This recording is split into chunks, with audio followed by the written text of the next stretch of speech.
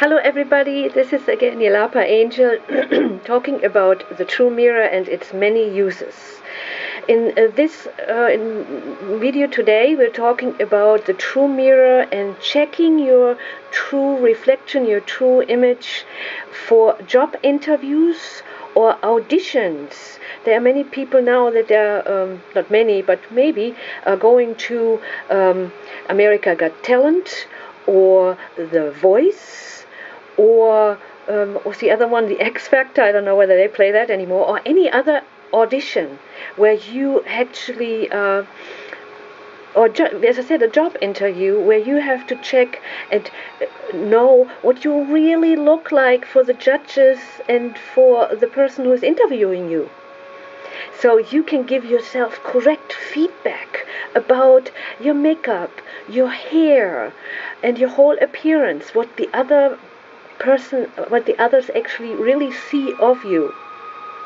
Okay, so as I said, I will explain in the other True Mirror videos different subjects, but this is about your, as I said, how you have your hair or your makeup, or what impression, what image you want to give when you go to a job interview or to an audition. As I said and explained in the first video about the true mirror, you will see you have two front-face mirrors that create your true image in the middle. So that means that you can see your normal your normal mirror image on the right for you. As you can see, the camera writing is mirrored. So it's important, the one on the right that's backwards, no one sees that image. You have to realize that. So you are putting your makeup on, you're making your hair, and especially men or women that have like a left or right hair part. There's also a hair part theory on John Walter's True Mirror site. Look into that, what it means. But briefly, the left hair part is more masculine than the right hair part. But look into it, what's important for you. It depends on how you wear your hair. But for women also, when you see your really true image, what other people see of you, you might want to change completely your makeup and your hair. Have you ever thought, you look at like another woman that goes by on the street or whatever, and you're thinking, oh my God, her makeup is like horrible, and you're thinking, what was she thinking? Because she wasn't thinking, because she couldn't really see what you see, because she saw how she put a makeup for like everybody else in a reversed mirror on, and so it's like you don't really see the lipstick is too bright. You don't see your eyeshadows doesn't go. And especially the hair, it makes a totally different expression whether I part my hair. You can see, look how different that is, whether I'm parting it now for me on my right side. So for you it looks like, but for everyone else it looks like it's on the left. So it gives you like it gives you a different image. Look, this eye looks totally different than this. So I'm putting it back. So most important, realize, as I said, the reverse mirror image that you see everywhere, millions of times since you were a little kid, no one sees except when I say, hey, let me see what you look like in a mirror. So you see the reverse thing, and you think, oh my God, that is what you think you look like? And out of experience, you will also see what will happen is, I have lipstick on my teeth. 99% of the women that looked into this true mirror with me, they immediately saw, wow, I look better than I thought.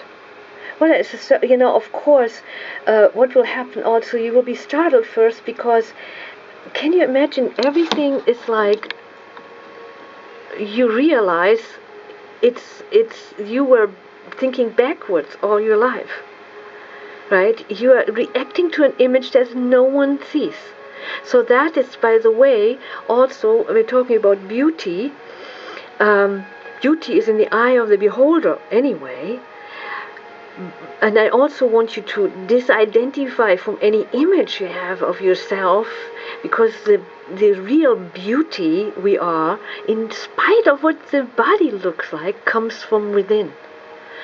And when you actually see that I am that being that is looking out and creating, it's your own projection, reflection.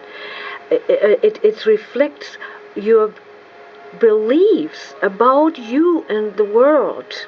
It reflects your state of consciousness. What does that mean? That means, like, if you are thinking, oh, I am this mirror image, and as a separate person in the mirror, then that creates like the split, right? Because in all your life you're seeing the reversed one, and you forgot there are not two of you, there are not two of me.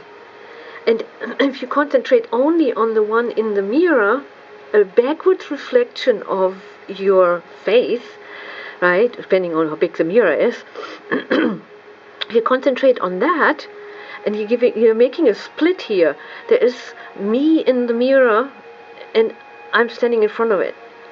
So, but there's only one of you, and I want you to shift your perception back to the true image that everyone else sees. Okay? So, you have to find out for yourself. You have to find out for yourself. You have your own personal relationship with the mirror. So I ask you in the first mirror, please contemplate the questions. How much am I identified with my mirror image as self, the me in the mirror? And then I want you to contemplate and look. The most questions I get before I show people the true mirror and telling them, oh, let me show you what everyone else sees. It's the most question I get asked. What if I don't like what I see? Now, that is a question to contemplate. Who is the one who's asking that question? Who is the one who has a judgment about what is seen in a reflection of your face, in a mirror of your face? Who has that judgment? Oh, it's ugly, or it's beautiful. Oh, I look this way or that way. Who is that I? When you say I and the I and myself, is there a two, the I and myself? What is that self? So you're looking into to contemplate that. Can you find anybody who has an opinion, what is seen? Because you're standing in front of a piece of glass with a silver lining, either in the back or the front, either backwards or not, reversed or not. And how can you identify with that as self? And that you cannot, it's your reflection. As I said, either it's your backwards reflection that no one sees, or it's your true reflection, what everybody else sees. It's like you're watching this person. When you watch a video of yourself, you're watching the person. But again, contemplate and watch what thoughts are going through your head when you are looking at your true image or at a video of yourself. It's not of yourself. It's not yourself. You are standing in front of it. And in the true mirror, I found out, it's like that. You are literally stepping outside of yourself, turn around, and you're looking at yourself. That's what you see there in the true mirror. When you look in a normal mirror, which is reversed, and why do you call it normal, right? If you look into that one, the backwards one, you're looking inside out. Your right is on the right, the left is on the left, because you are the perceiver looking inside out.